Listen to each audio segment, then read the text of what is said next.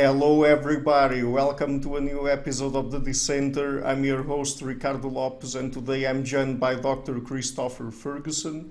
He is professor of psychology at Stetson University. He is interested in media violence and, in particular, video games. He has emphasized the idea that media effects must be studied independently rather than taking a one-size-fits-all approach.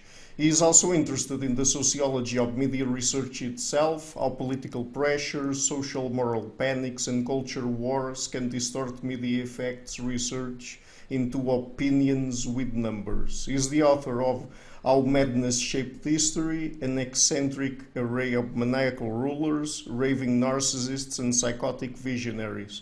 So, Dr. Ferguson, thank you a lot for taking the time to come on the show. It's a pleasure to have you on. Well, thank you for having me on today. It's really an honor to be invited. Thank you. Okay, so let's start with this.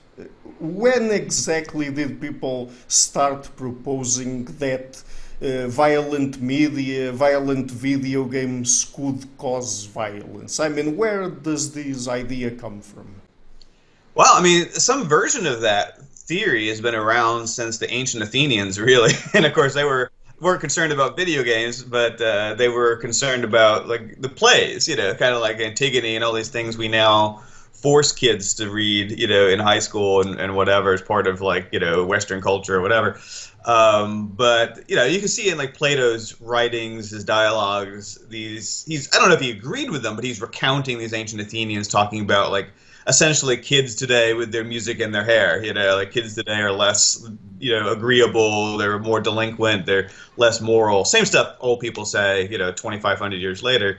And really kind of talked about, this idea that Greek plays, and eventually, I mean, Socrates essentially gets executed for more or less the same reasons. So I sometimes joke that, Socrates is like the violent video games of his day. But, this idea that, speech in one sense or another could corrupt the morality of youth has been around, since there's been speech, essentially. And so it's just, 2,500 years later, it just kind of focuses in on popular culture, whatever that means for a given generation. And so we had like, certainly novels in the 19th century, and then movies in the early 20th century, and then comic books in the 1950s, and rock music in the 1980s, and Dungeons and Dragons, and then video games, which has kind of continued until the present day, and now it's like smartphones and social media also are part of it. So whatever kind of problems we hear having in society, and obviously right now we have a lot of problems in society, it's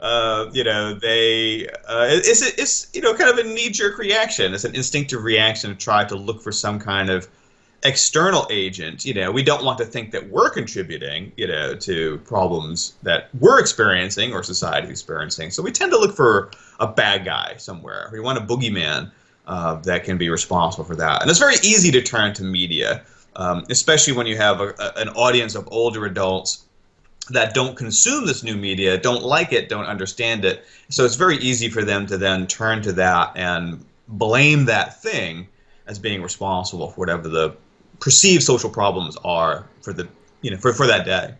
Yeah. So you don't think at all that this is a recent phenomenon? You think that it's probably part of a long thread, historical long thread of people, older people particularly, condemning younger people and demonizing new technology? Absolutely, yeah. Most of the trend is, certainly, and it can be very bipartisan. So, like in the United States, it was both Democrats and Republicans that participated in it. But yeah, it generally ends up being, older adults that are the audience for this stuff. I mean, I think right now we're seeing, some degree of, particularly coming from like the political left, of some puritanism around media from the left. A lot of that's coming from younger people. So that's a little bit of a new historical wrinkle to see, what we call in the United States like the cancel culture. I don't know if there's an equivalent in Portuguese, and a lot of that seems to become from this kind of like moral puritanism from mostly younger people to some extent. And of course, what you have is now older people and younger people that are sort of combating each other over popular culture and what's allowable and what's not allowable.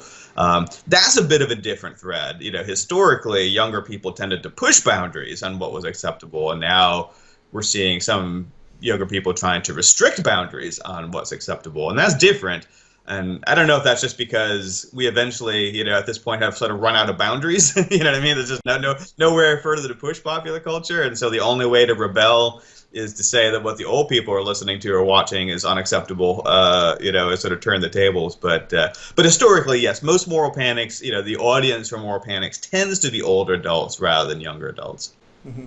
And specifically about violent video games, when exactly did people start saying that maybe a sort of rise in violence that we are going to talk about in a minute didn't exist exactly, but could be caused by violent video games?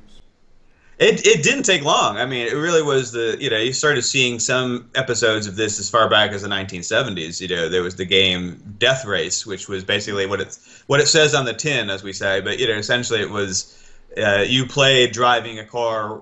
This is, of course, all in like Pong era graphics. This was like really super, super primitive graphics. But you basically drove a car and ran over people and got points for running over people. Or they called them gremlins, but yeah, they were people.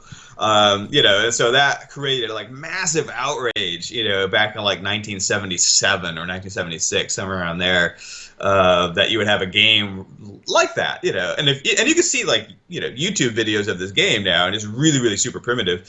So right from, even like Pac-Man and Zaxxon and Berserk, all these kind of like old Atari 2600 era games and stuff, people back then would talk about, it being a leading cause of like domestic violence and all kinds of other stuff. So, they considered, we don't really think of these games as being like, most people don't think of Pac-Man as being a violent video game today, but, they took it seriously back then, that these were, is essentially the equivalent of Grand Theft Auto today, and, they were very worried about it. And it really solidified in the 1990s, I think, this kind of idea that, once like Mortal Kombat and similar fighting games came out, there was this kind of, crystallization of the idea that these games were hyper violent and could result in like youth violence and mass homicides and all of that stuff. And there were hearings in Congress in the United States that resulted in what we have as the ESRB rating system. It's the same thing as PEGI, if you're familiar with PEGI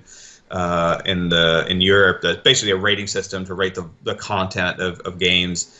And all of this was done, for the most part, before there was much of any actual research on video games. So these kind of concerns, these moral panics around video games, really predated. The majority. I mean, maybe there were a few studies. There may have been as many as like a dozen, or perhaps by the year 2000, maybe about 24 studies on violence in video games. But that's not very many. And there wasn't this kind of like core evidence base that would support regulating or censoring them or anything of that sort. So and that's kind of typical for a moral panic. It's kind of like the fear, the decision, the viewpoint that this thing is bad is reached first, and then people ask for research. And of course what people want is research that will support the sort of pre-existing belief that this thing is bad. And that's the thing to watch for whenever you see people complaining about media is, if people are taking a strong moral stance on some form of media, is there evidence to support the idea that it is harmful? And, if so, then maybe there is an argument for regulating it or perhaps even censoring it, But if there's an absence of evidence for this thing being harmful, we probably ought to be a little bit more cautious about changing or regulating or doing something to that media, because you may be wasting time and taking attention away from other matters that are more important to society. Sure.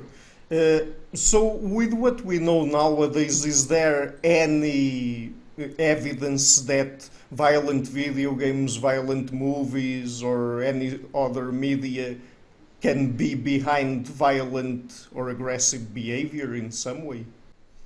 Yeah, I think pretty clearly the evidence now, if you're talking about like aggression of levels that people care about, or violent crimes or mass homicides, I think the evidence at this point is pretty clear that fictional media played no role whatsoever in creating violent criminals or bullying or schoolyard fights or things like that. That we really just don't have. I mean, what we have is quite a lot of evidence against the idea that video games or movies or books or television contribute in any kind of meaningful way to anything like that. I mean, there's still some debate over, what we might call mild aggression. And we're really talking about like prank level stuff, like putting quite literally putting like hot sauce on someone's sandwich as a prank when you know they don't like spicy food, you know. So that's kind of like the level of where the debate is at this point, I think, you know, or at least based on the evidence where the debate is. And I think even there, I don't think the evidence suggests that even for those mild things that games or television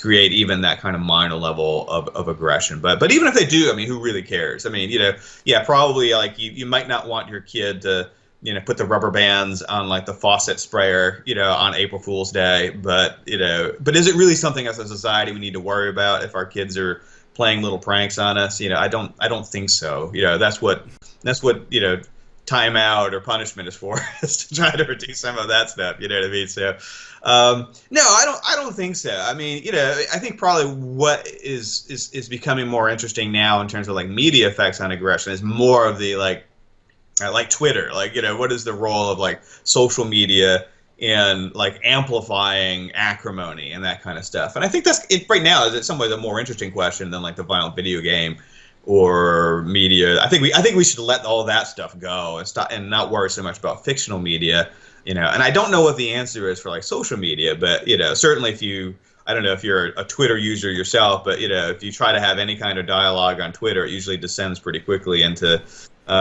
something unproductive, we'll say. And so I think there's some interesting questions there about, you know, I don't know if it's causal. I don't know if Twitter is like causing people to become aggressive, but is it sort of like amplifying the voices of more extreme, more aggressive individuals that, you know, may be causing some social problems? I think that's kind of an interesting question. I don't know if I have an answer for it, but I think there again, if we're like still hyper focused on like violence and video games, I think we're wasting our time for the most part, and maybe we need to change the questions and insist on good data before we come to conclusions as well. And that's something that historically we have not been very good about doing. People come to a conclusion, they want someone to do something about it, you know, in terms of like regulating, changing, censoring, canceling, whatever we want to call it, and then maybe get some data after that's all done, you know. And that's the wrong order, right? You know, we really need to take things a little bit slower than we historically have. Yeah, it's interesting that you talk about social media, because I guess that there's a particular kind of behavior that we call cyberbullying that might be relevant there, right? I mean, I'm not Yeah. sure if we should call it violent behavior in any way, but it's still something that affects particularly children and adolescents and stuff like that, right? Yeah, and if you look at like surveys that have been done on people's experience online, I mean, it points out to at least like mild harassment, you know, is common, very common. And again, probably many, you know, viewers or listeners will have, you know, thinking in my experiences of people behaving in, you know, what we might think of as toxic ways in online spaces. And yeah, so there just seems to be something like, you know, historically we should, or, you know, years ago we used to kind of talk about the anonymity effect, right? That, you know, being in social media or on the internet in general could, you know, that aggression could increase because there's no consequences, right? That there's kind of like this anonymity effect that you can say something incredibly harassing, toxic, you know, make threats or whatever against another person online, and because you're anonymous, you didn't have to worry. You know, we wouldn't do this in public probably because, you know, is incredibly uncivil, you know, but also because there would probably be some consequences, maybe legal consequences, you know, to doing that in a public space, you know, with your name. Whereas online, privately, you can, you know, you probably get away with it more often. But what's intriguing is some of the evidence now suggests we're seeing a reverse anonymity effect in some spaces too, like that when your name is associated with a particular moral cause, that people may become more aggressive. Even though their name is attached to it, because they're, you know, they're sort of signaling their tribal allegiance, if you will, you know, so they're getting accolades from other people that are on, you know, their side, whatever that side might be. And so, you know, in that space, they're actually being encouraged to be more aggressive than, you know, most of us hopefully would think of as we should debate things, but those debates should be relatively civil, right? You know, we shouldn't be threatening others or harassing others, you know. But again, that is oftentimes not the experience we have in online spaces where, you know, at least mild harassment is common. Most of us have probably experienced at least some mild harassment, you know, being called a Nazi or communist, or, you know, people threatening your job or that kind of stuff. And some people experience very extreme harassment, you know, that, you know, again, death threats, women may experience sexual harassment, things like that, again, most of us would think that we would discourage these things, and yet they still happen with, fairly, I think, frightening frequency in some online spaces, including in areas you would never think of. So you might think of like, well, certain spaces like, should we worry about this in gaming communities? Yeah, and for me, the evidence doesn't suggest that gaming communities are any more prone to this than other spaces. And you see like, people talking about like young adult fiction, like, like the authors of young adults. It's apparently an incredibly toxic area where they're like huge aggression and acrimony between young adult authors, and cancellations and this kind of stuff. And even apparently knitting, of all things. There are these like massive, like incredibly toxic online debates about knitting, which seems like the stupidest thing to like get like super wound up about, but apparently, and I think again a lot of that is about like these sort of cultural issues, and whether it's race or gender, that kind of stuff, but in spaces around like knitting, and I don't know how that happens necessarily, but and why that debate can't proceed in a civil way, but apparently they can't. So there just seems to be something about like the way that people interact in online spaces that makes it very difficult to have, kind of civil human conversations about difficult topics. So, yeah. And what about prejudice? Because some years ago there was Gamergate, and feminists like Anita Sarkeesian and others analyzed several different video games and looked into how female characters were portrayed, and then said that because they were portrayed in this or that way, that it reinforced negative stereotypes about women and changed the way boys and men think and look at women, girls, etc. So does that hold any water or not? Yeah, I mean, and of course, as a side note, like the whole Gamergate thing was a mess in the sense of like, trying to like narrate, if I tried to explain like what Gamergate was or about, or like its chronology in a way that everybody would agree with, it's impossible. Like, it's another one of these like incredible cultural divides that, people went through this and nobody agrees on what happened. And, I mean, obviously, the main part of Gamergate was that some women, including Anita Sarkeesian, were subjected to like incredible levels of harassment. There's no question about that. Where there is question is like, who did the harassing? Was it really gamers? Was it like people who are misogynists who weren't necessarily gamers and just sort of like, because it was just a hashtag. Anybody could use a hashtag. Was it Russian bots just trying to like piss everybody off? Nobody knows like really who the people were that did the harassing. But it got kind of lumped onto gamers. Which I don't know that was entirely fair.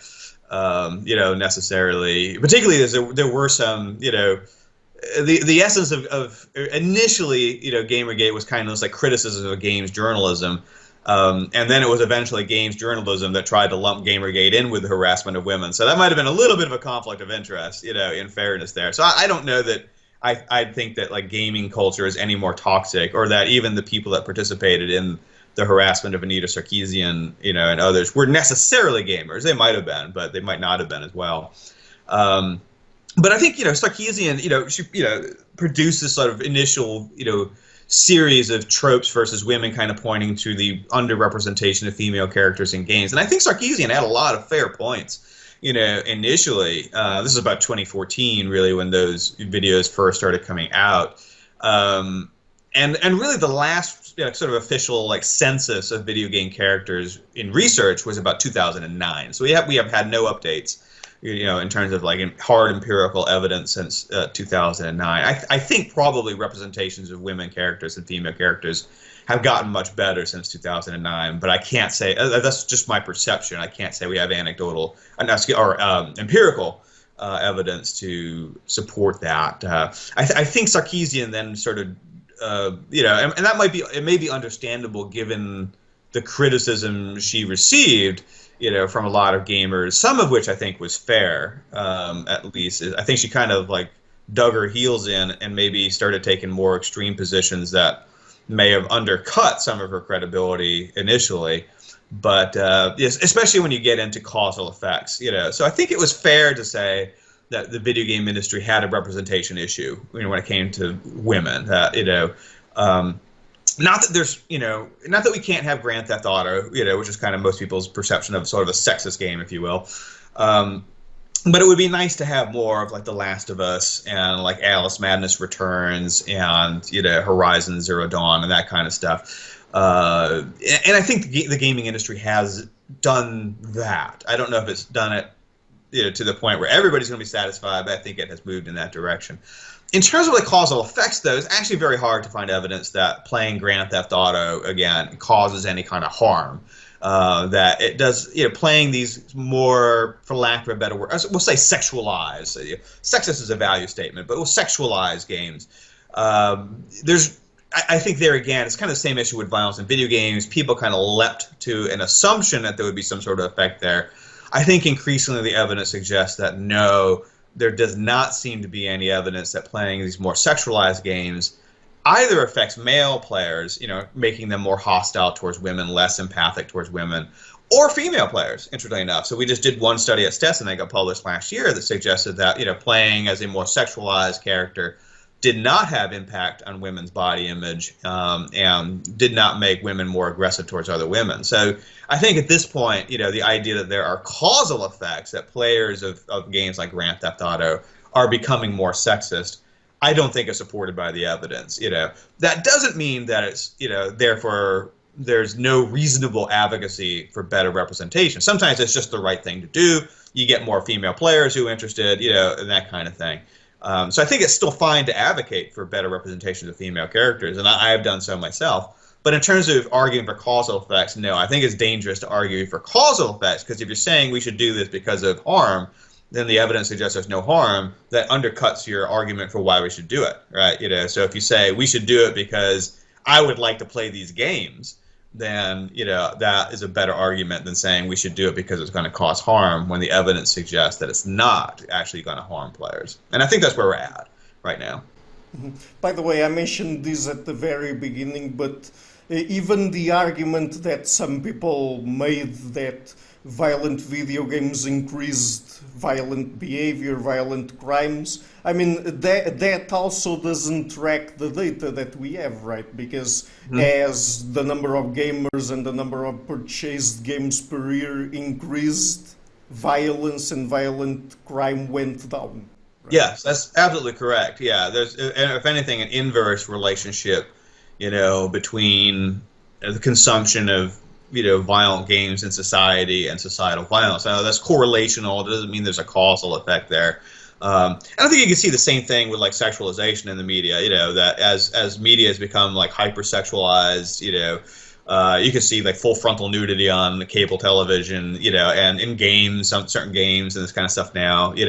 Things like sex crimes have decreased, rape has decreased, precipitously, for the most part. Pregnancy has decreased. You can't say teenagers are running around having more sex because they're watching Game of Thrones or that kind of stuff. So most of these outcomes, we live in probably the most egalitarian, not that it's perfectly so, but, historically most egalitarian era probably in human history. And this happened while our media kind of went haywire in terms of its interest in sex, so there again, you can't say one thing caused the other, but there doesn't seem to be the sort of like evidence for societal effect of hypersexualization in media on our actual sexual behavior, because if anything, the indices on our sexual behavior have gone in completely the opposite direction, which some people are actually complaining about now. Some people are complaining that like young people aren't having enough sex, which is weird, because I'm so used to like most scientists have been arguing for decades that teenagers were having too much sex, and now they're all worried that they're not having. They don't put it quite that way, but they point to the drop in sexual behavior among teenagers and say like something wrong is going on here. We're like neutering our kids or something or whatever. It's like, you were like 10 years ago you were complaining about teen pregnancy. Now teens aren't having enough sex. You can't win sometimes. With some of these things. When it comes to blaming media for problems. But it's not something we need to worry about too much in terms of like talking about like fictional media impacting real behavior. People have all these kind of misconceptions. Like one of my favorites is the Jaws effect. People will talk about this idea that the movie Jaws caused people to hate sharks and want to kill them and this kind of stuff, and that led to like a decline in shark populations. There's no evidence whatsoever that the Jaws effect is true. People hated sharks well before the movie Jaws came out, and shark populations were already in decline by the time that movie came out. But I see that mentioned all the time. People talk about, what about the Jaws movie? You know, this kind of stuff. No evidence whatsoever the Jaws movie had any impact whatsoever on shark populations. That was always overfishing that was affecting them. So, but people like to go to that. You know, they like these stories. They like these narratives about how like a movie came out and destroyed civilization in some way or another, even if the evidence doesn't support it. Yeah. And do video games have any other sort of psychological effects? For example, there are people and studies that claim that they might improve certain cognitive functions. Is that right?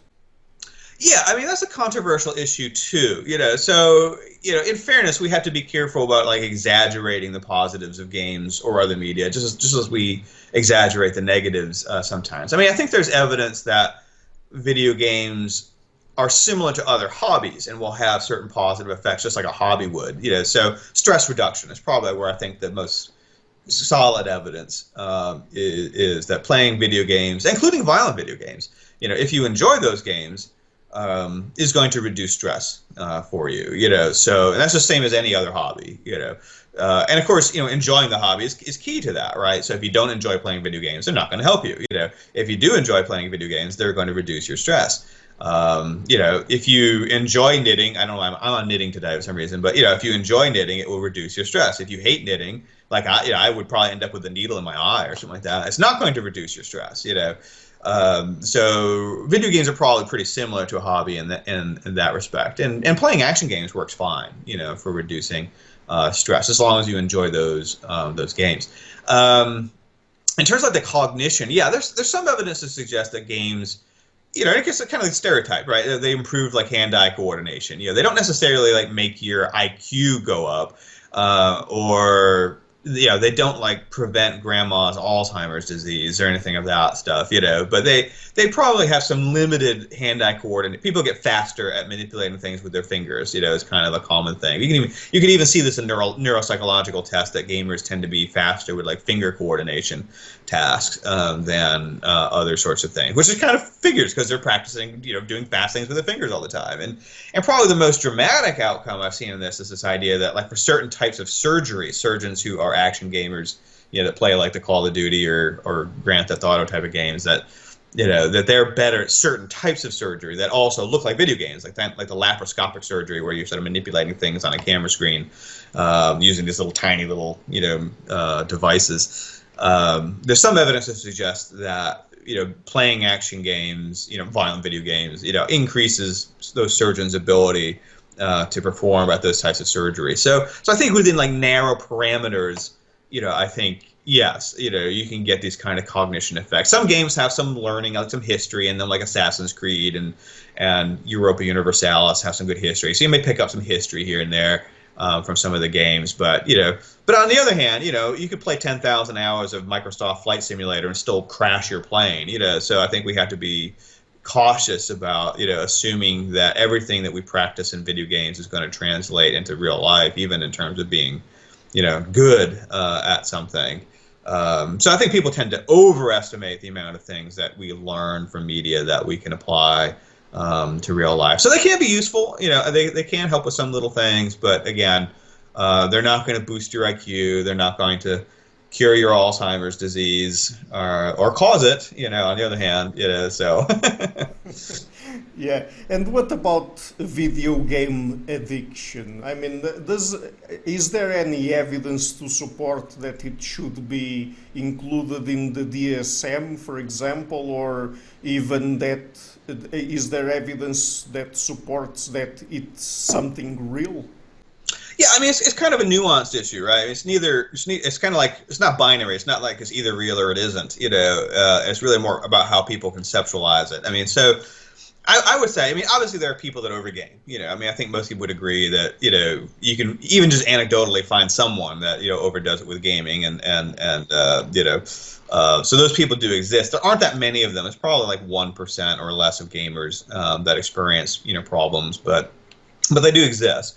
The debates that exist around it is like, it was really like, how should we conceptualize it? It really comes down to, should we think of it as like a unique disorder that is caused by gaming, or is it a symptom of another underlying mental health problem? And it really shouldn't be conceptualized as being its own thing, you know.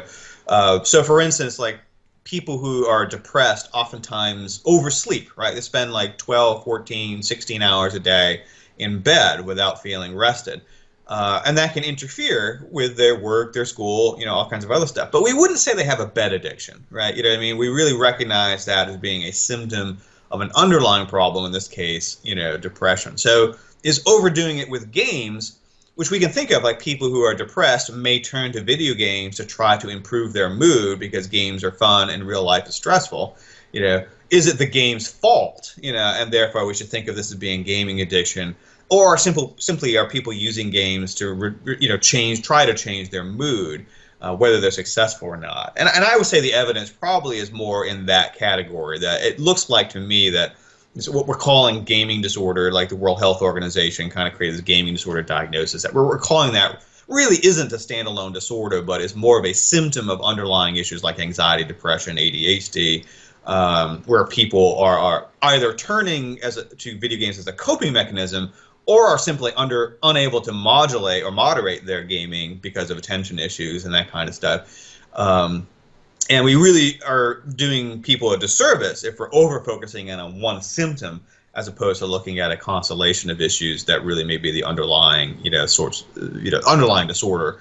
I mean, and there's a lot of mythology around sort of like gaming disorder, you know, like the idea that it can be compared to like substance abuse. You know, there's really not good data to suggest that gaming disorder works like a substance abuse addiction. That doesn't mean that it's not necessarily valid or real. It's just a different thing. You know, so I know people have really tried hard to find like tolerance and withdrawal for gaming, and it just doesn't work. You know, there is no like tolerance or withdrawal kinds of symptoms that work for gaming and that kind of stuff. That in and of itself doesn't mean that that doesn't resolve the issue of whether it's a real diagnosis or not. It just says that we really should not look at this as being something that's akin to substance abuse disorders. And then you get all the stuff about like dopamine, which is all a big mess, you know. So people will compare like, you know, this releases dopamine in your brain just the way cocaine does, which has like a technical kernel of truth to it. But what they fail to mention is like everything fun releases dopamine in your brain, you know. And so if people are enjoying this podcast, it's releasing dopamine, you know, in their brains as they're enjoying it. So it's a natural process that is hijacked by, you know, certain substances like methamphetamines or cocaine.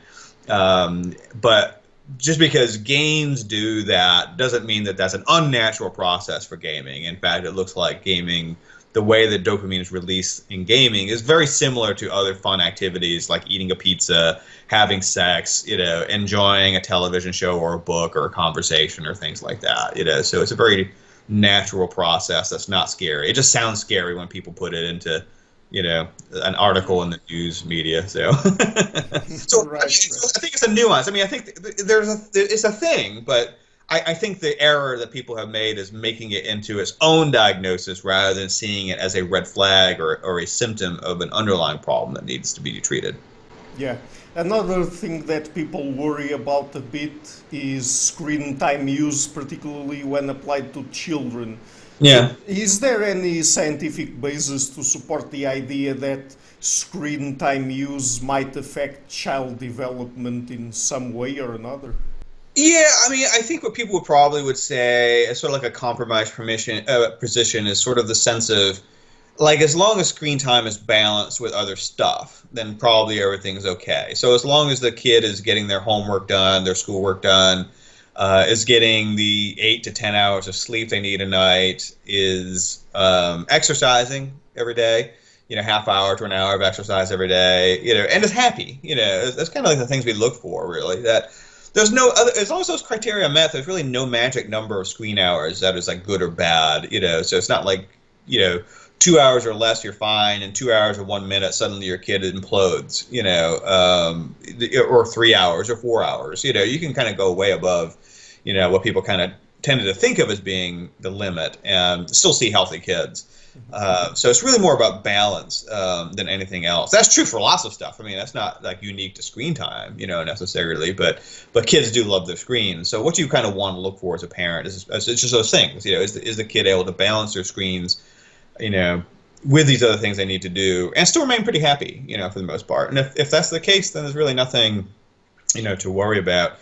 And of course, what that looks like during like COVID-19 lockdowns is going to be different from what it looks like during sort of like a normal school year, right? So if your kid is indoors and can't engage face to face with other kids, which is kind of the way it is, still, for a lot of kids in the world today, then what else are they going to do? Other than be on this, if you sort of limited 2 hours a day, what is the kid going to fill the rest of their day with? Not much, probably. So, or you may actually be limiting their social contacts, which could not be such a great thing.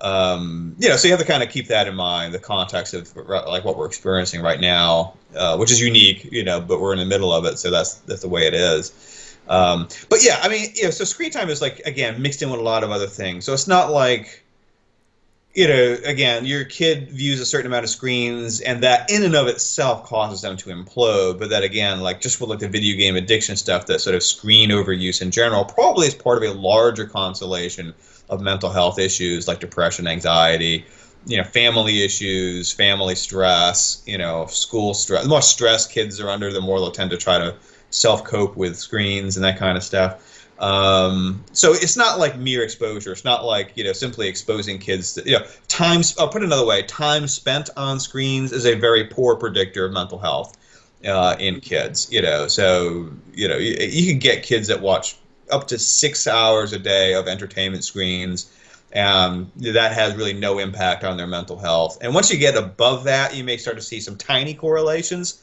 So kids that are spending like 8 hours or more on entertainment screens a day, you may see tiny correlations with mental health, but they're super small. They're super tiny. So they don't really explain much of the variance in mental health. And so the argument there is that it's really other stuff that's impacting kids' mental health. So if you're a parent and you're worried about your kids' mental health, first off, be nice to them, to some extent, let them know that that has a way more impact. Your behavior as a parent has exponentially more impact on your kids' mental health, than their screen time does. A lot of it's genetic, unfortunately, so we don't have much control over it. School stress, relationships with peers, that cyberbullying we were talking about. So, kids that are victims of bullying, that has way more impact on their mental health than does any amount of time spent on television or video games. So there again, that is the risk of like over focusing on screens, is it can distract us from stuff that really matters. So stuff like family environment, stuff like school environment, bullying, that's where we ought to be putting our attention. There are clear relationships between mental health and bullying, and we do pay some attention to it, but it's easy to get distracted from it when we're worried about, I don't know. I think Cuties is the thing that's now everybody. I haven't seen the movie, but apparently it's some like hypersexualized, or at least that's the criticism. I have this is sight unseen on my part, so I can't comment on it. But everybody's worried about this movie, and its impact on kids, and maybe it's offensive. Like I said, I haven't seen it, but. That movie, however good or bad it is, will have way less impact on kids than their actual relationships with each other and with their parents, and the bullying they experience from other kids and all of that. So we should get more outraged by actual school environments in middle school and high school than than what's happening on Netflix necessarily. So. And talking about Netflix back in 2016 or 17, I don't remember well now. They released 13 Reasons Why, and back then I read some articles wrote by psychologists claiming that maybe that kind of show would cause or at least contribute to teen suicide. Does that make any sense? No. Unfortunately, in that case, in the United States, it was like even the National Association of School Psychologists kind of went out on a limb and made something that, basically made that kind of a claim. There is not evidence to suggest that shows like 13 Reasons Why contribute to suicide among teenagers. So some of that research has been going on for decades. So sort of we have a larger pool of evidence on sort of suicide-themed fictional media, and that largely does not suggest that fictional media that is suicide-themed contributes to viewer suicide. And now we have some studies that specifically look at 13 Reasons Why. And again, there was a little bit of a back and forth there for a while. There were a few initial studies that tried to peg 13 Reasons Why being related to an increase in teen suicides, like right around the time that the show came out. But that data has since been reanalyzed and suggests that, in fact, there was no contribution for 13 Reasons Why. Unfortunately, 13 Reasons Why, so basically for teenagers, like, the show came out in May, I think, is about when it came out. And like right around that late spring, you sort of historically every year see a peak in teen suicides in late spring for some reason. And so like a lot of studies didn't control for that effectively. And once you control for that, it turns out the show did not, cause any unexpected increase in teen suicides. And, I just did a study it was more of a survey-based study with, a sample of teenagers looking at things like watching the show 13 Reasons Why specifically, watching other suicide-themed fictional media, again, parental environment, exposure to suicides in real life, among peers or family and that kind of stuff. And, and what the evidence suggested, once again, is that TV shows didn't matter. Whether the kids had watched 13 Reasons Why specifically or had watched suicide-themed TV shows more generally had no impact on their suicidal ideation or depression. However, family environment, bullying exposure, and exposure to suicides in real life. In other words, family members had killed themselves or peers had killed themselves via suicide. That did contribute, to suicidal ideation and to depression. So again, it's really more life, or really it's more so that real life is what is contributing, to teens' mental health issues, not anything going on in the fictional world. So we should not worry about. Again, maybe we can not like the show. It's not my favorite show. I have seen that one, but it's not my thing. But we can not like the show and we can criticize the show, but in terms of it having a causal impact on kids' mental wellness, there doesn't seem to be evidence. So psychologists and suicide advocates should be much more cautious in the future about, making a big fuss over this. They really should focus on other issues, like bullying, like making sure that people who have family members who committed suicide get attention, particularly if they're kids, that they get attention. Even if they, say they don't need it, don't want it, it is a risk factor. And those are the issues I think that, are probably more valuable for the actual prevention of suicide. Mm-hmm. Yeah, just before we talk about your book, let me just ask you, since we're talking about negative effects that media might have on people and prejudice and things like that, is the Lord of the Rings racist against orcs? Yeah, so like I said early on in the podcast, we're seeing this kind of moral puritanism coming from young people on the left now, and that's probably one of the that's one example of this kind of like almost like censorship culture that's coming from younger audiences on the far left. And no, really kind of like the questions I would ask is about something like Lord of the Rings. Or Dungeons and Dragons. Of course, that then filtered over onto Dungeons and Dragons. The perception people have is that orcs are evil by nature, they're monsters, and that this has some sort of relationship with real life racism in some sort of way. That by portraying these fictional creatures as if they're by nature evil, that means that for me, the link is pretty tenuous, be very frank with you, but that is the argument, that this somehow represents racism in real life, or people might become more racist if they play Dungeons and Dragons with the orcs or watch the movies Lord of the Rings and this kind of stuff. So there again, I think there really are two pieces of data I would like to see. So this again is an argument, this is an advocacy argument that's been advanced before there's any data. This is not a data-based argument. This is very much a moral Puritanism argument. And of course, Dungeons and Dragons has faced this before with like the involvement of demons and devils in the game, right? So back in the 80s and 90s, they actually took demons and devils out of the game because conservatives were upset about the kind of moral panic that was going to cause like kids to become Satanists or this kind of stuff. Eventually, that all calmed down and they put the demons and devils back in the game. So the two things I'd like to see for evidence, and we're working on a study on this now at Stetson, is one, does playing Dungeons and Dragons with the evil orcs, is it at least correlated with like ethnocentrism or racism, or that are basically our D&D players more racist than non-players, as a that would be correlational evidence, but at least if we could show that correlation. And you can do experiments, have people play D&D and see if they become more racist, I guess, after, have more racist attitudes afterward, and then, hopefully try to debrief them and stop them if that was the fact. But we don't have any of that kind of data. And the other kind of data I would be interested in is do racial minorities care about orcs? In the sense of, is this something that is kind of like this elite, liberal, Western, woke kind of view, or is it something like the average Latino, Asian, Black American, or European gives a shit about? Do they see this as So I mean, I guess you could say if minority individuals have a consensus that they all are upset by orcs, then even if it doesn't have an effect on racism, maybe you could at least make the argument, well, this is upsetting a whole community of people, and maybe that's bad. And I would be kind of open to that argument if you could demonstrate it empirically. But again, we don't have that data. There's nothing to suggest that the average Black American cares about Lord of the Rings, or is offended by it or anything of that sort. So I think we need that data to really kind of inform these decisions. I mean, I think unfortunately, the Wizards of the Coast have kind of caved to the Twitter mob pressure and are kind of they're giving some voice to changing the game before we have that data, which I would suggest is a serious mistake for a variety of reasons. One is sort of moral purists are never satisfied typically. So if you kind of give in, it's like bullying in a way. If you give in, you're just going to get more of the same.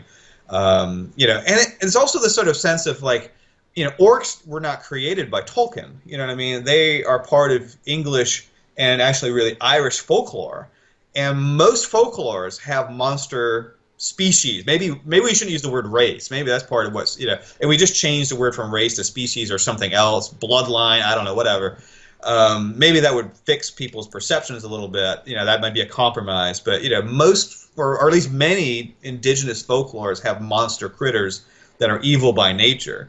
And so we have the potential here, ironically, for this elite, woke, Western, mostly white, colonization of indigenous folklores, by basically trying to Puritanize them all and remove all these evil bad guys, from them. So I don't think, people have thought it through to that extent that if we start to criticize D&D and Lord of the Rings, well, those things are based on indigenous folklores to an extent. Do we now have to go into those indigenous folklores and purify them, which would be colonization, right? Which supposedly people on the far left are opposed to, so I think there's that kind of element to this too. But I think it will come down to the data. I mean, I think we need some studies that look at this and see, if we can show there's a correlation between playing, Dungeons and Dragons or watching Lord of the Rings, orcs, and these come from pre-registered studies, studies that are rigorous, open, transparent.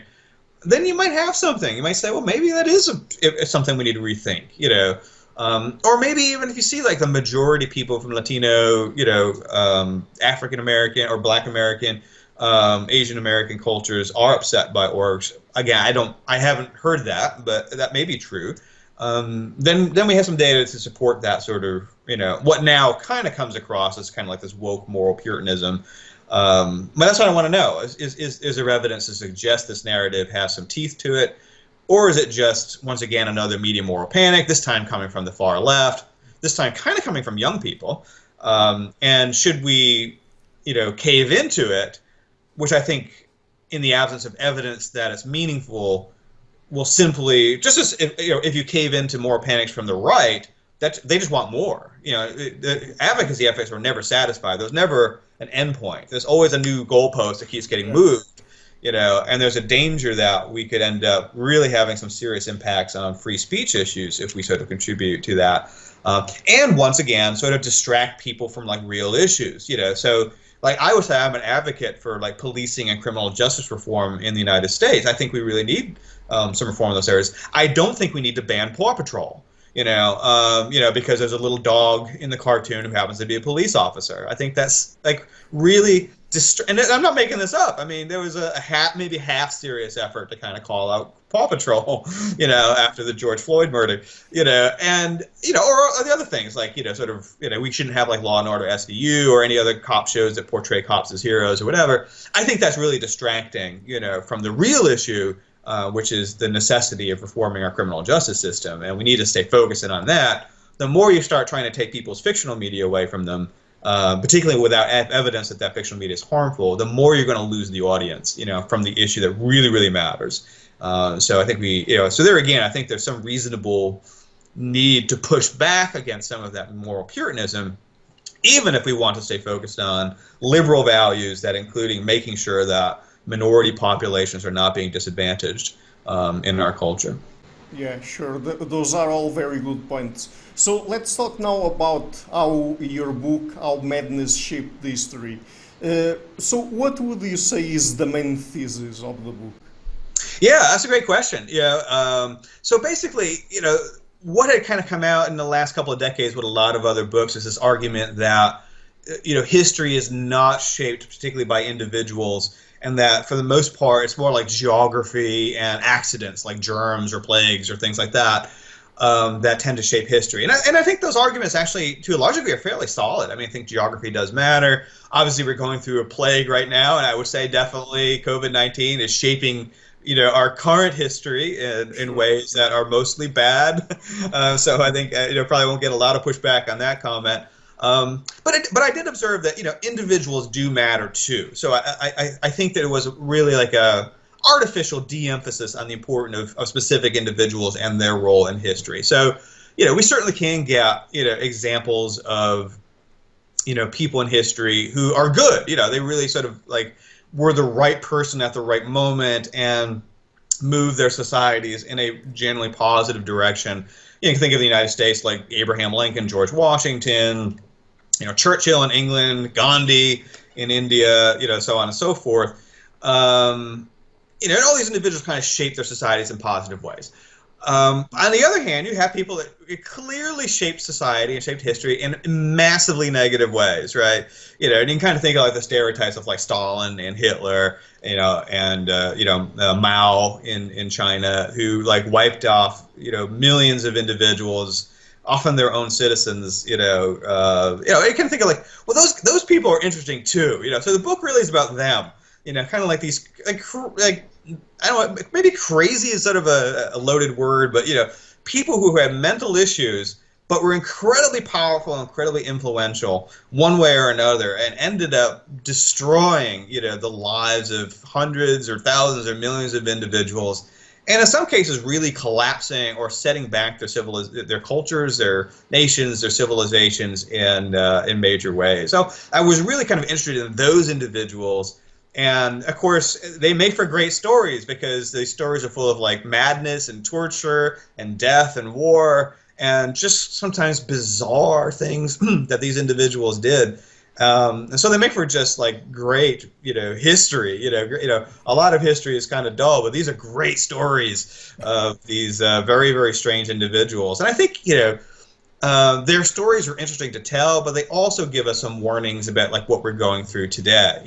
That a lot of the decisions we make today are very emotional. They're very angry. They're not very rational.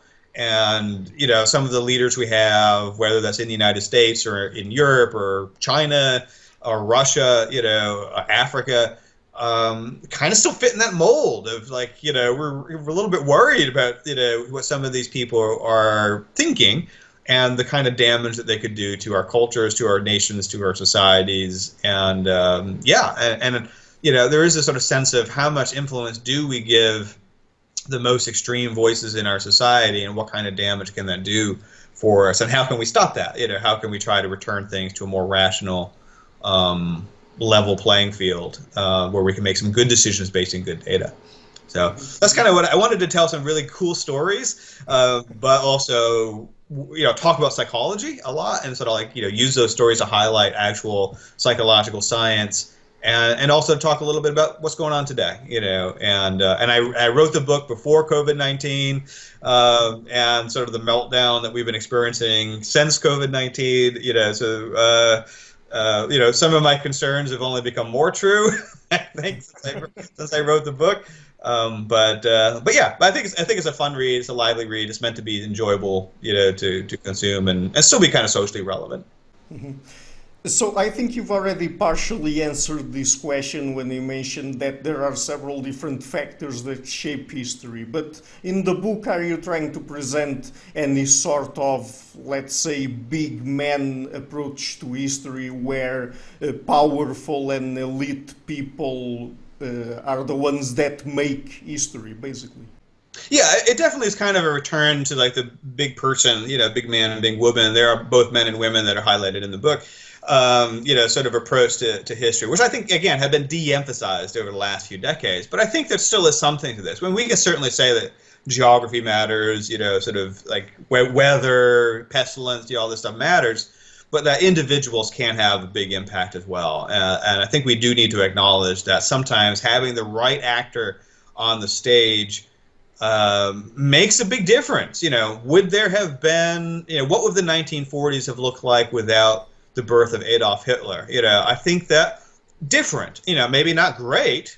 I don't want to say like everything would have been roses and buttercups or anything, but I don't think we would have had the Holocaust, at least in the same form that we did, without Adolf Hitler. I don't think we would have had World War II, at least in the same form as we did, without Adolf Hitler or Joseph Stalin and stuff. So I think that these individuals do have fairly massive outsized influences. What would there would have been a Soviet Union without Stalin, but what would the Soviet Union have looked like? Would it have killed off, I forget what the exact, I think it was something like, 20 to 30 million of its own citizens, if Trotsky had ended up, in charge, maybe, but I don't think he had the same personality that Stalin did. So I think things would have been different. So again, I think that the big person hypothesis still matters.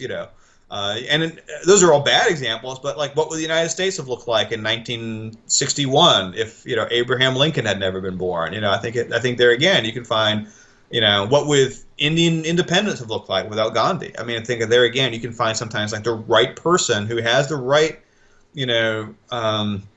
frame of mind, who's able to be a rational actor, can step into a very, very difficult situation and move it in a positive, direction, and sometimes you can see it where, things are lacking. I mean, I think right now in the United States, we're lacking that. We don't have a person right now. We're all hoping Biden maybe is that person. I don't know. I mean, we'll see. If he gets elected, even. But I think we're kind of waiting for someone that will come in and unite us all. That will be able to speak to our pain. Be able to assure us that COVID's going to be okay. That people on the right and people on the left can work together and compromise once again. That we can work on racial equality without anybody feeling like they have to go through a struggle session, kind of like confession of guilt sort of thing. So there's somewhere in the United States that person exists, right? The question is can we somehow bring that person to the fore and give them the influence to lead us, through this difficult phase of our history without ending up with another bomb thrower, who's just going to like stir the pot and make. So that's what we don't want. We've had that.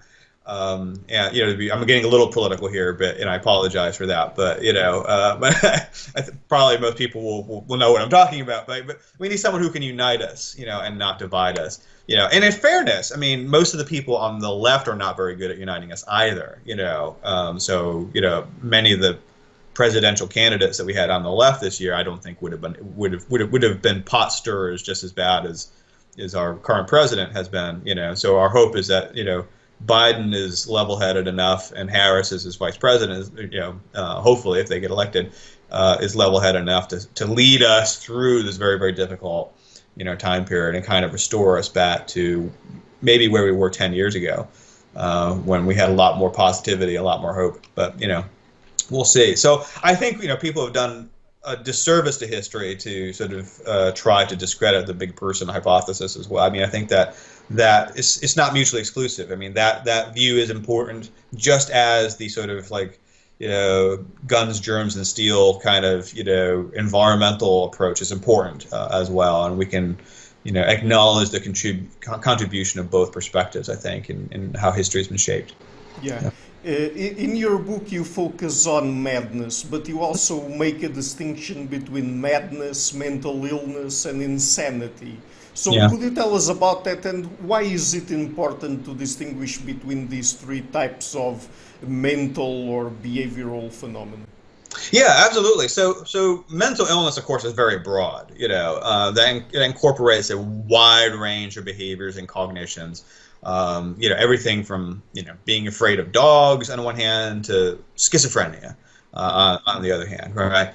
And most mental illness is you don't want it. It can be distressing, it can be interfering, but it's usually not like outright destructive, right? You know what I mean? Like most people that have depression, it's distressing, it's upsetting. You don't want it. We want to help people get rid of it. But they're still able to contribute to society, right? They are able to muddle through.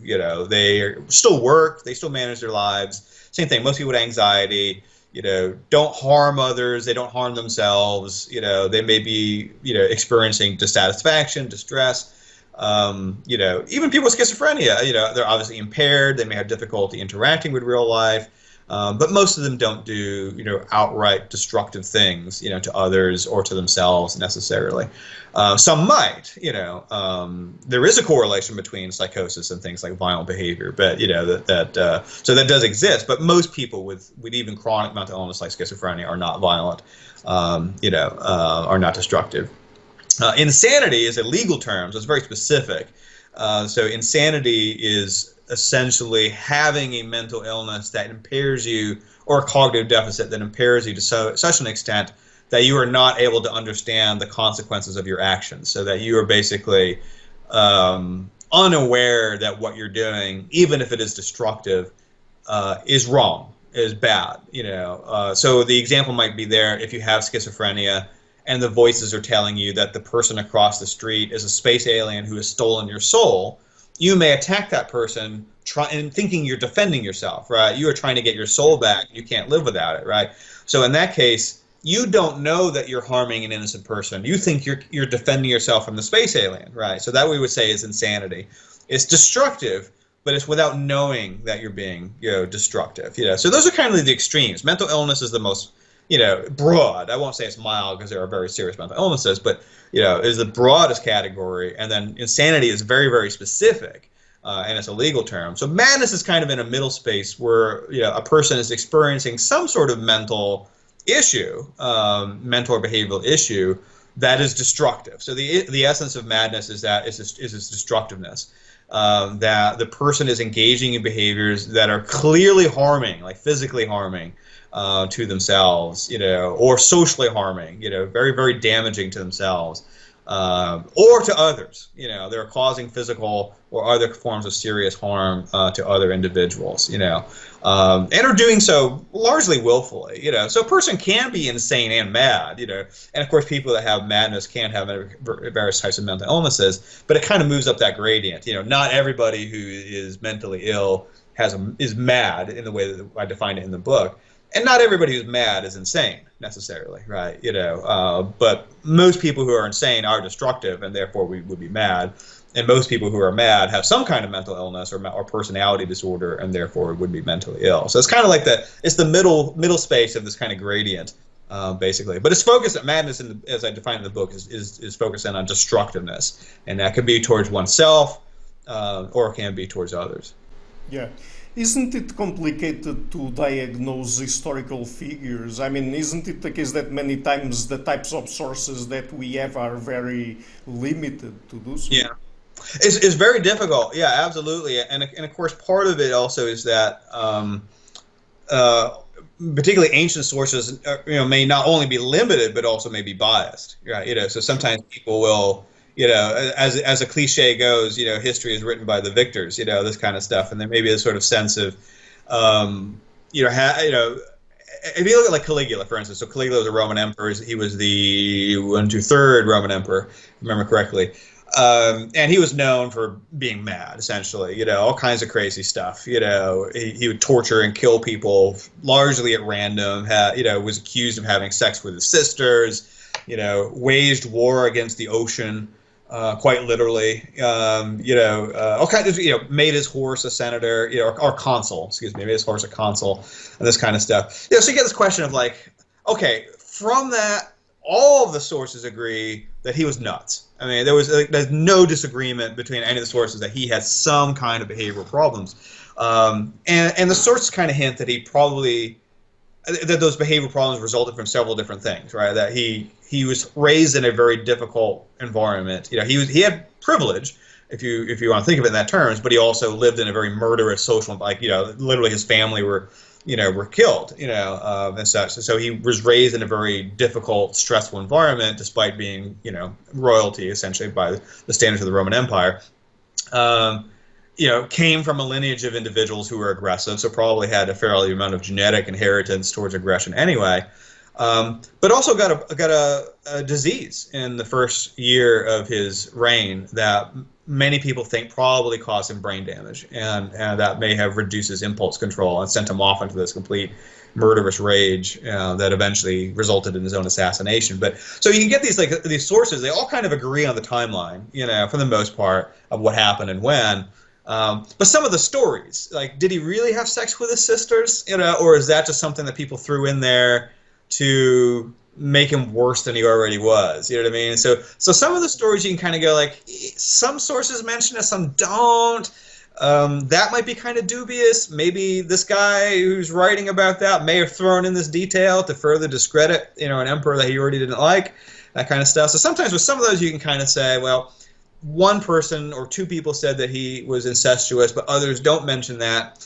And, the sources that mention it come after the sources that didn't, so that suggests that maybe that was a story that was added on later. So maybe we can discard that. But everybody agrees that he like randomly raped and killed people. So there's no disagreement. And so probably it's true that, he did, some of that bad stuff. So you can kind of look, there are ways of kind of like analyzing historical sources for like consistency.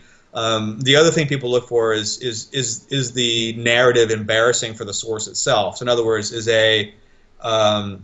like a lot of like the histories of like the Peloponnesian War, which is between Athens and Sparta, are like that, where it's not flattering to anybody. You know what I mean? So it just makes everybody look bad, and so it kind of makes it look like those are probably accurate portrayals, because it doesn't seem to be glorifying Athens or glorifying Sparta. It makes them all look like idiots, basically, which is kind of, but it seems to be what that war is about. It was a really bad war.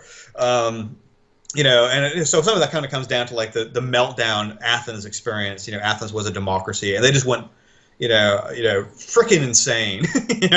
Honestly, because they were in distress, and there are some parallels to our current democracies, as they're kind of unraveling a little bit, the mob mentality and all that kind of stuff. So it's always kind of difficult to diagnose someone from like 2,500 years later, this kind of thing, as I sometimes do try to do in the book. But we can be humble about it and say like we're not really here's what the sources say, here's the consistency, here's where they're not consistent, so we should be a little bit more cautious about attributing this sort of stuff, and come up with a reasonable set of hypotheses about what might have happened. So I think with Caligula, do we know for sure that a brain infection, caused him to lose impulse control? No, we don't.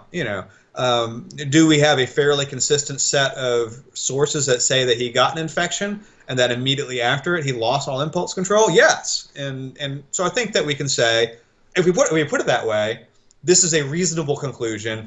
We're not 100% sure, then I think that's fair. If you are saying, I specifically think that,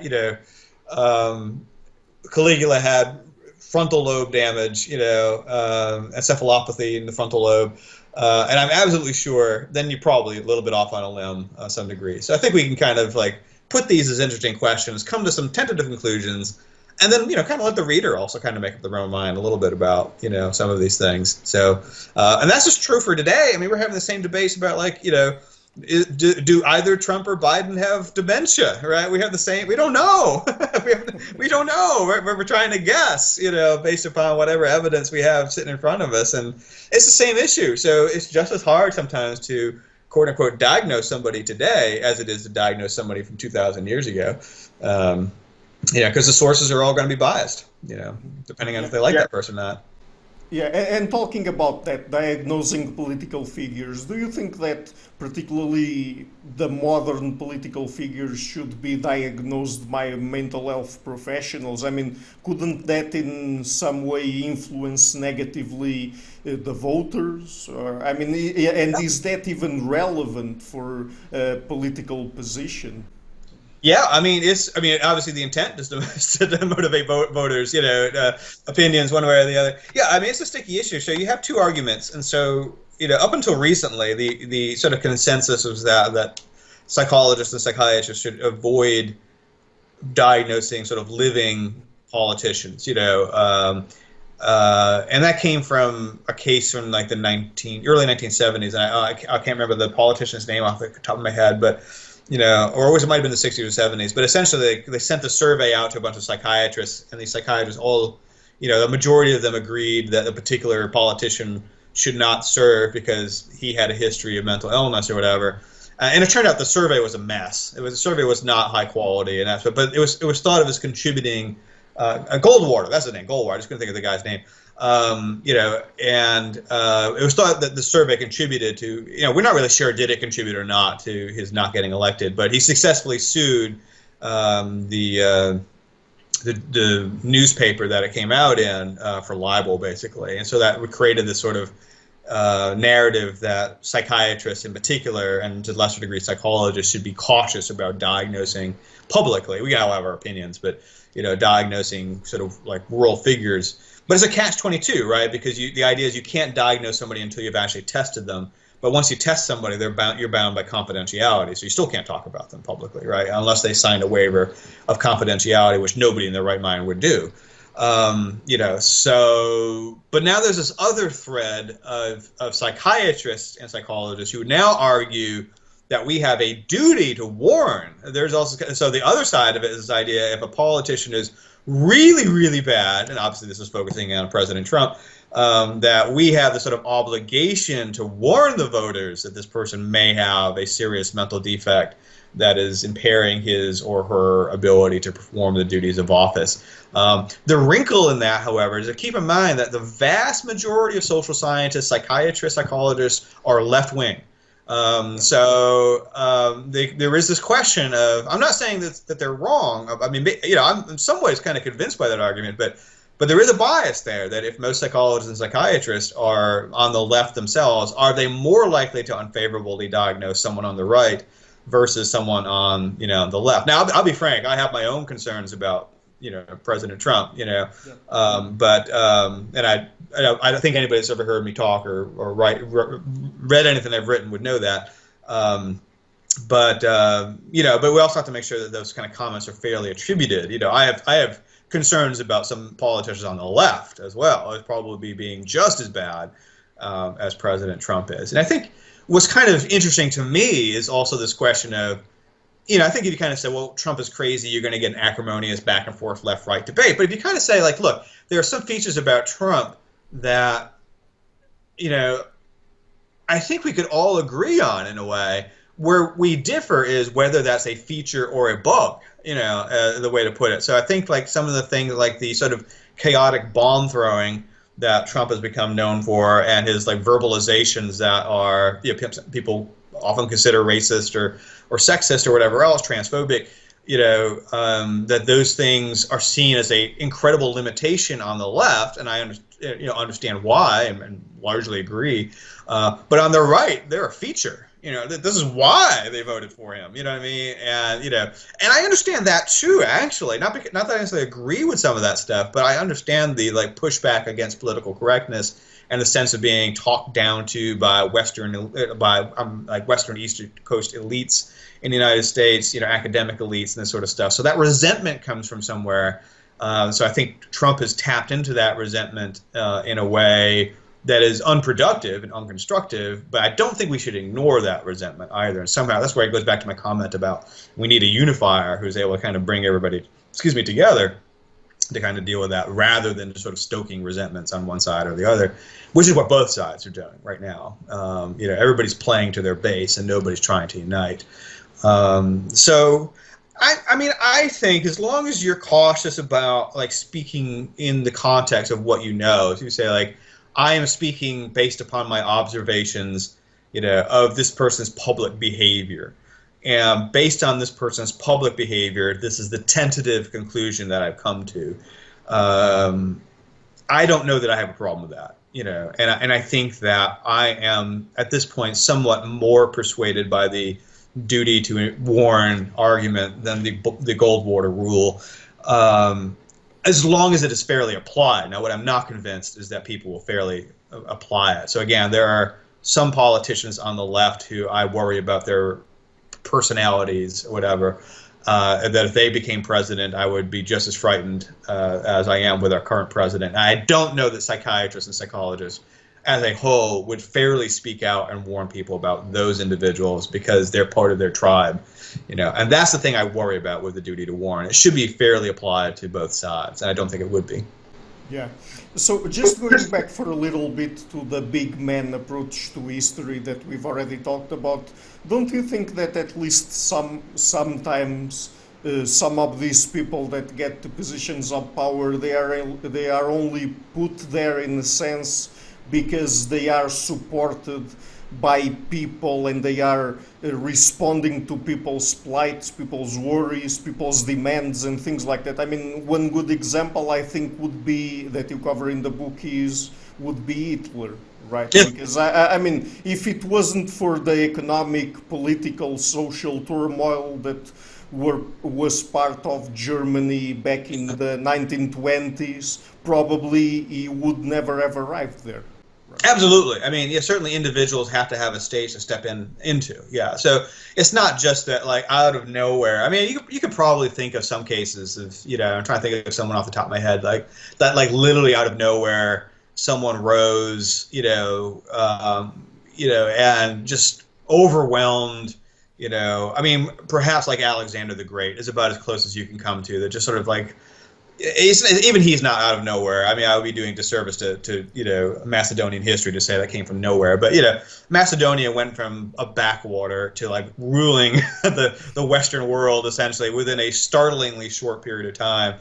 And I would say it would be almost fair to say that at least that Alexander and his father Philip, largely came out of nowhere and sort of like took control and by sheer force of personality, reshaped the entire Mediterranean world. That's about as close as I can think of as like, just raw personality kind of shaping everything. But yeah, like you said, in most cases, we're talking like Hitler, Stalin, Trump.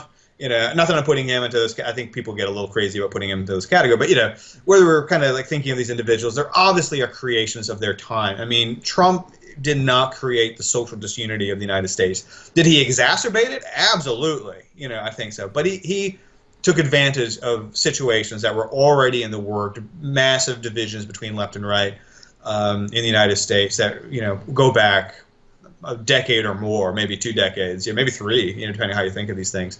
So he definitely took advantage of a already bad, sort of situation that was developing in the United States, and I think made it worse. So I think he still is a, great maybe is the wrong word, but important person on this particular stage. Would things have been different had Hillary Clinton been president? I think so. And I never cared for her, but I think probably for the better if she had been elected.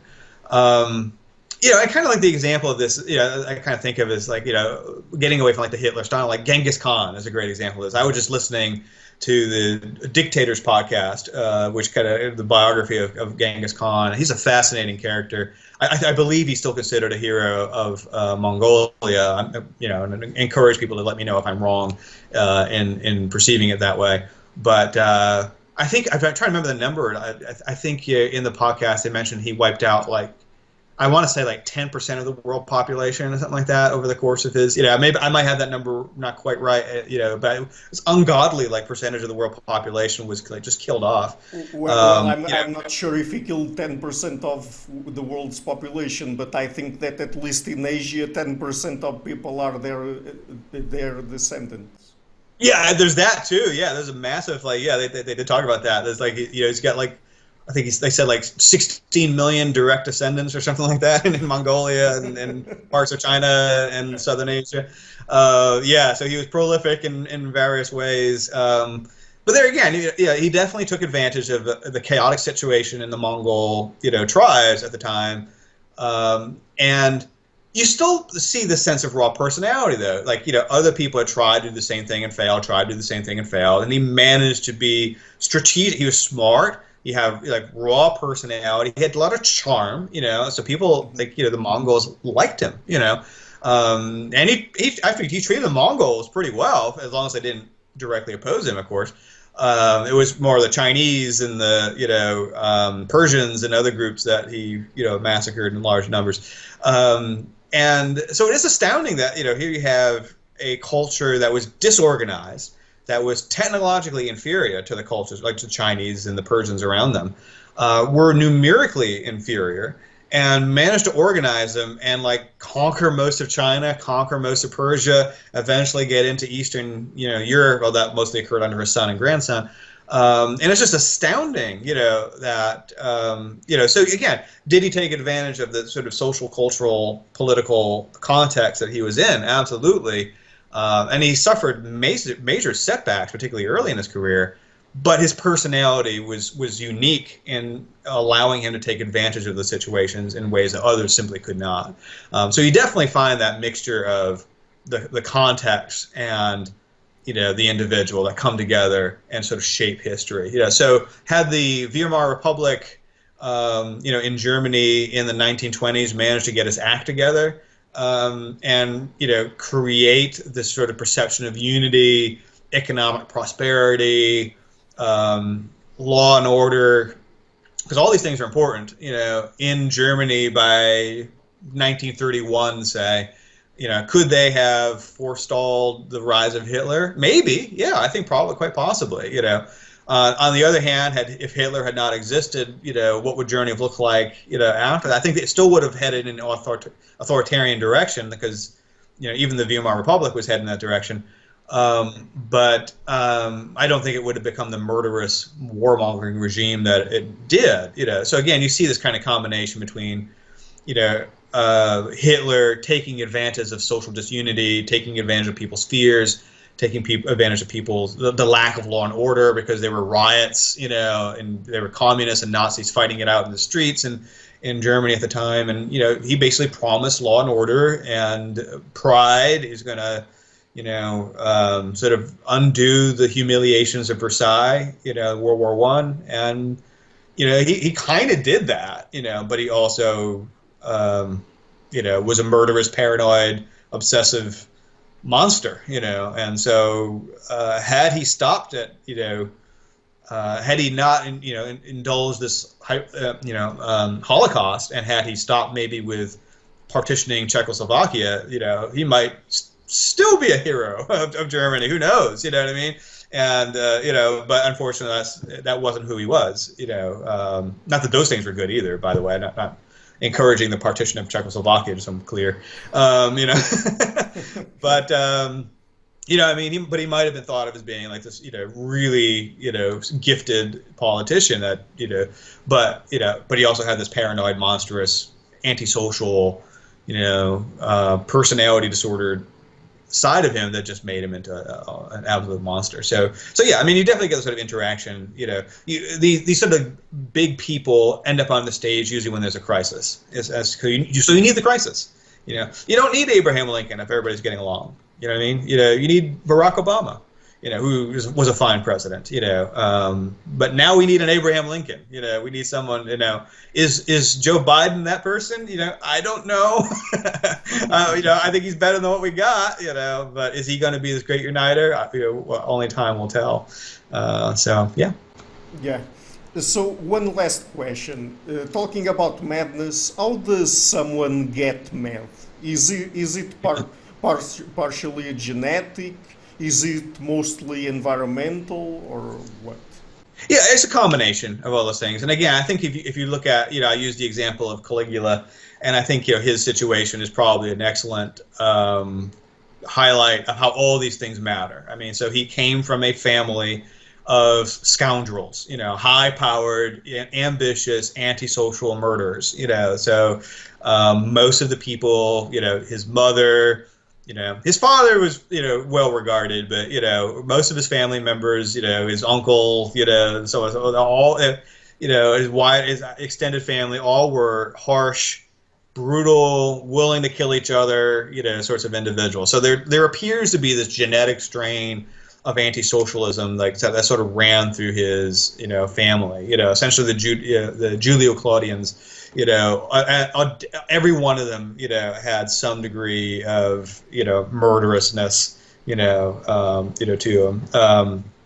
So there was probably that genetic strain running through the family. Again, he was raised, in a very difficult environment. He was kept alive while most of his family were imprisoned or killed, by the previous emperor Tiberius. So he lived in a situation where he was in jeopardy. He could have been killed at any time. He was totally at the mercy of Tiberius. And Tiberius decided for whatever reason to kind of take him under his wing and make him his protege. But that didn't have to be the way it turned out. So I think it's probably reasonable to think that Caligula lived with fear for his life for years, that any day he could have been ordered executed, despite otherwise living in a position of privilege. And then at the end of this, already having the sort of genetic, predisposition and enormous life-threatening stress to have to live with for years, Tiberius dies and he becomes the next emperor, and all of a sudden has unfettered power. That's not the person you want to give unfettered power to. But but to his credit, the first year of Caligula's reign was pretty good. It was only after he got that infection, that he suddenly turned into this, incredible monster. That all of his impulse control seemed to evaporate. He spent lavishly on stupid things. He murdered people that he got offended by. He did stupid stuff like he was going to reconsecrate the temple in Jerusalem to himself, so, which was surely going to cause rebellion in Judea at that time. So just stupid decisions and stuff like that. And so there, I think you see that combination of, in his case, the genetic predisposition, the difficult early environment that he had to live with, lack of any kind of like father figure because his father was dead when he was young. And then you give that person unfettered power, and then you remove their impulse control, possibly through a disease at that point. And that's like the worst combination of things that you can see, work together. I mean, you can compare that to like, Stalin, for instance, who was a monster and killed, far more people than Caligula ever did. But at least he kind of had some impulse control, you know what I mean? So he was more strategic in a way than Caligula was. So that's got that kind of like, you can see there are multiple contributing factors, and in Caligula you get a rare combination of all three major ones, which is the genetic risk, the early life stress, and an actual brain injury, possibly an actual brain injury that makes things even worse. Yeah. Okay, so just before we go, where can people find you on the internet? So I have a website which is not very creative, and that is just my name. So it's ChristopherJFerguson.com. So you can go there, and I have you can find my books. You can find some short fiction that I've written there. You can find my academic articles as well. You can find my books wherever you can buy books online. Whether it's Amazon or Barnes & Noble, or I'm not sure what equivalents there may be in Portugal or Europe, but they're widely available. So if you're interested, they're pretty easy to find.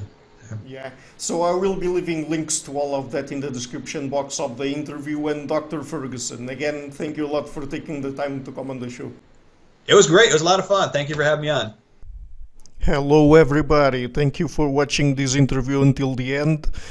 I've started this channel back in February 2018 and have been putting out regular interviews with academics and intellectuals from a variety of fields. And I would really like to keep doing this in the long run, and so please visit my Patreon page and consider making a pledge there, or go to my PayPal links in the description box and you can also make a monthly pledge there, or a one-time big donation, or several times big donations. It's as you prefer. Otherwise, and if you like what I'm doing, please share it, leave a like and hit the subscription button.